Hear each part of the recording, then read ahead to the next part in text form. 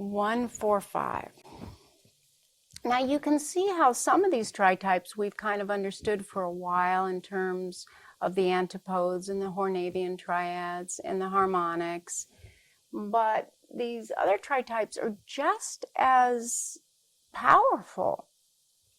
We just didn't really understand them. And one that's pretty misunderstood is this 1, 4, 5. But after we describe it more, you'll recognize it.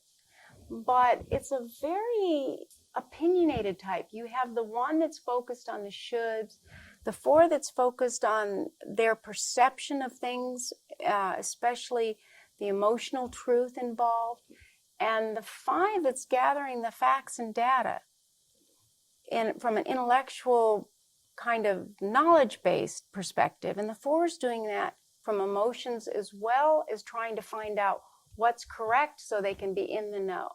So this particular tritype is very fearful of not knowing what they should know to keep themselves safe. So what you see is kind of a fussy particular person. What you don't see is how exhausted they are by trying to fulfill and be at the standard that they feel they must. So remember, anytime there's 1 in there, there are a lot of shoulds and musts. But 4s have their version of that too. Every 4 that I meet at one point or another questions whether they might be a 1, because 4s have this line and this idealistic nature. There's also hesitation with 2 withdrawn types. So there's compliance that we get from the 1 of how they should or shouldn't be. But then you have 4 and 5 that are fundamentally, chronically sensitive to their environment and their feelings and what's going on in their world. So it brings out a diligent, intuitive, and knowledgeable person that, of course, wants to be ethical, original, and wise. And it's one of the most intellectual types on the Enneagram. They really study things. They're focused on what they perceive as correct, and most importantly, above reproach. They want to get it right so that they can't be criticized, because they're so sensitive to criticism and rejection. And it's not the rejection that we saw earlier, the way the 7s feel reject. This is that the expectations are so high. And that this is the type in each center that is studying the details in a very specific way. So this is highly detail oriented.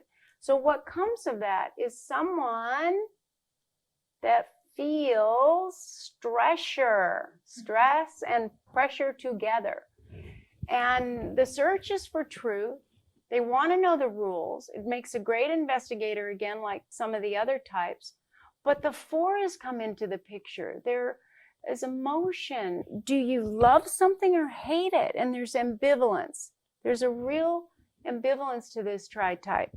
They want to use their intuition and their intellect to make decisions, but the 1 says, no, no, no, no, no, you must do it the right way.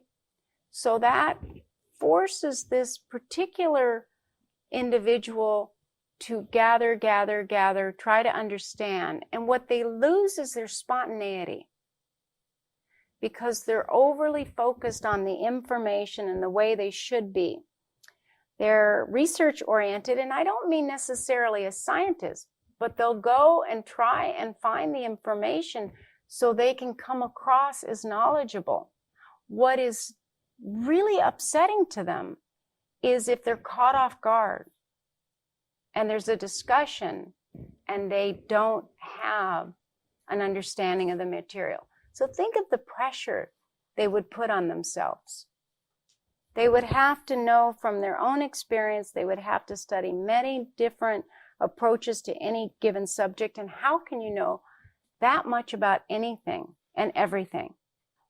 Maybe 1 or 2 subjects, but in any conversation, then it becomes really tough. In particular, the self-pres will be really withdrawn because of this combination with self-pres, especially if they're introverted, and go into their head and think things through and try to feel their thoughts and think about their feelings and figure out what they should or shouldn't do to be correct. The social subtype will get kind of judgmental and critical of others, other situations, different people. They don't mean harm by it, but they can be kind of snarky. But they're voicing their distress or their opinions because those opinions are going around and around and around in their head. This is not unlike the 1-2-6, where it feels so overwhelming that it's just voicing it is liberating.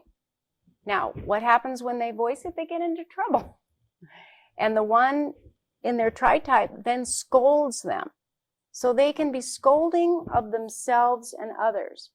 Their life mission is to study and learn as much as they can and teach whatever they've learned to others. And it's the kind of teaching where they take all the disparate information that they've found and make it more concise. So when you have 4, 5, and 1 come together, this is someone that can really edit and edit things down. So they're happiest using their investigative skills to fully understand complex ideas. In fact, even the most unaware 1-4-5 is focused on complexity. And this would be the epitome of the complex person, regardless of who's in charge. There's depth and there's very fixed ideas with kind of radical intuition. It's an unusual combination in that way. They can be so identified with the information that they've gathered and the correct way of doing things. And I want to distinguish right way of doing things and correct way. The right way is what you should do. The correct way is the most accurate. You know because you've done the research. It's not like right as in the way the 1, it's like this is the right way. It's more correct way. So there's a little kind of persnickety, kind of snobby quality. And if they're unaware, they can kind of become a know-it-all. But what is happening is they have really tried to study it. And when you lose spontaneity, then it can come across as information without emotional connection.